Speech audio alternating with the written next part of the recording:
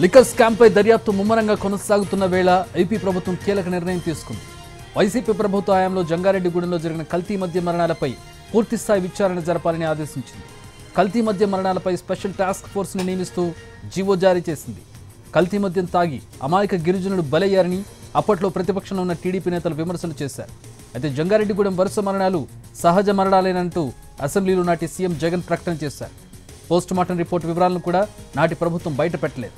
ఇప్పుడు ఆ కల్తీ మద్య మరణాలపై పూర్తిస్థాయి విచారణకు స్పెషల్ టాస్క్ ఫోర్స్ను నియమించింది ఏపీ ప్రభుత్వం.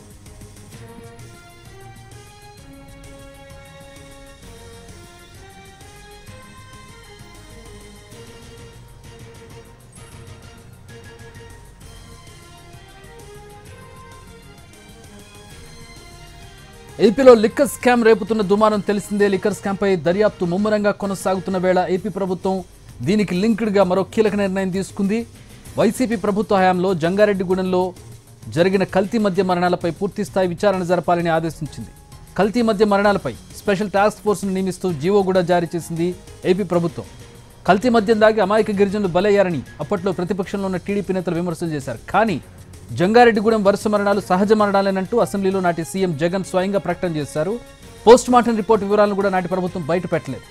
ఇప్పుడు ఆ కల్తీ మద్య మరణాలపై పూర్తిస్థాయి విచారణకు స్పెషల్ టాస్క్ ఫోర్స్ను నియమించింది.